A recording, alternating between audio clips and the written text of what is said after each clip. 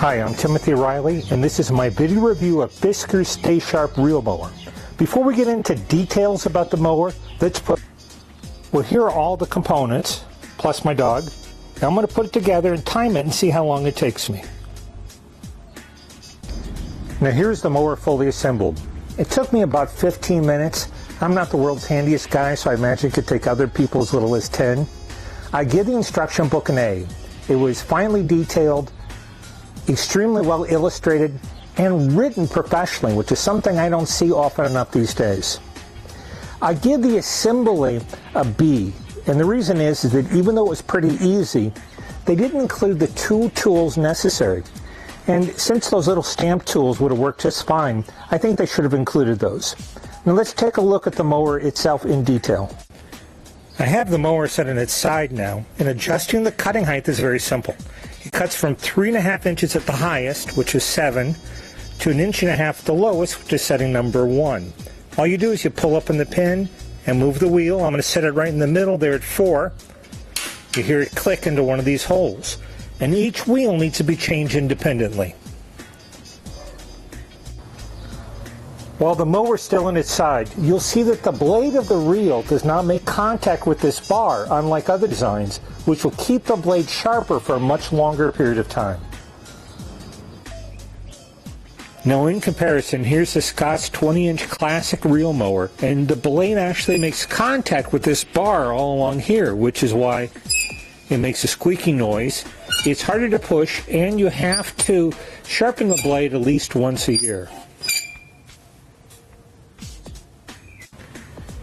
Now when comparing the two mowers side by side, you'll see even though they both have 5 blades, the Fiskars reel is much larger and easier to spin.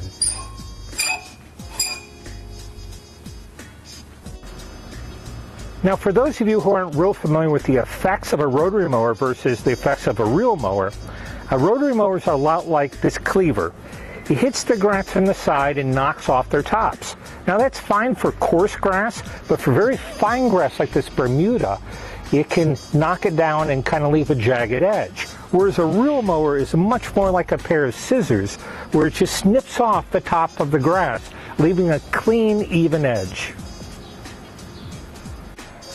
So this is definitely quieter than the Scott's and easier to use, easier to push. I think I'm going to replace my Scott's with this mower. I'm very happy with it. Now if I had to choose, I'd probably choose Fiskars' higher end model. I think they call it the Max, because it cuts more to the edge of the wheels and has a little wider cut. But I'm very happy with this. I'm going to be using it for quite a while. I think it'll require less maintenance, and it seems like a very well built unit. I give this mower 5 stars, and I hope that this review has been helpful to you. Thank you.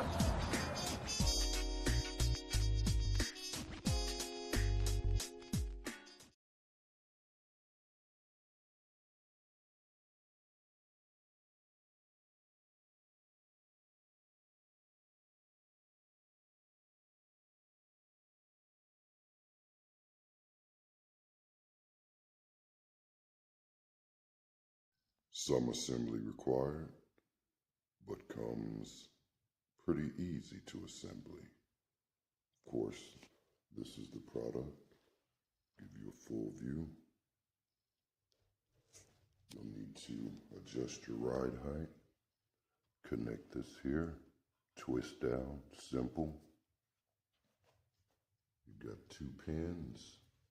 You want to select your proper height on your push arm. And you got 4 bolts that you can hand tighten to put that together.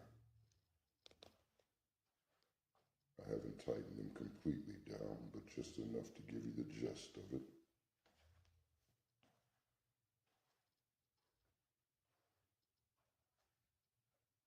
And it's ready to go, including some quick start instructions. Now possibly there could have been a diagram on the assembly to help those that aren't as mechanically savvy. But all in all, I'll rate it 4 stars out of 5.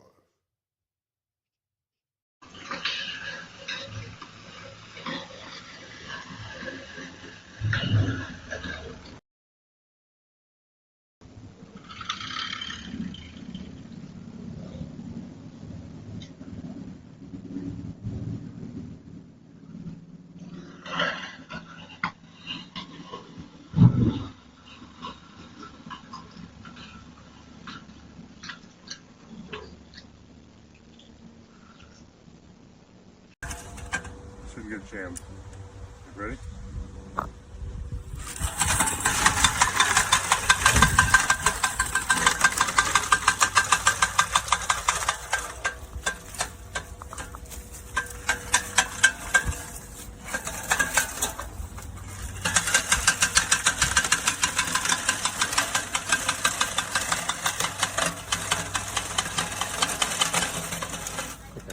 That's it.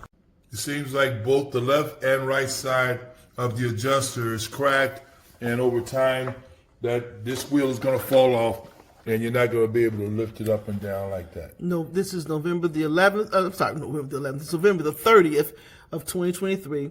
We just received this a few days ago. Fiskar.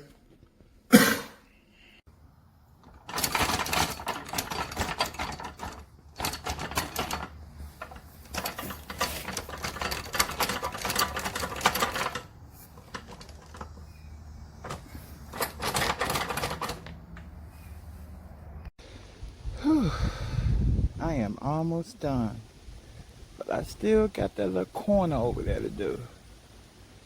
Other than that, I'm done. It feels so invigorating.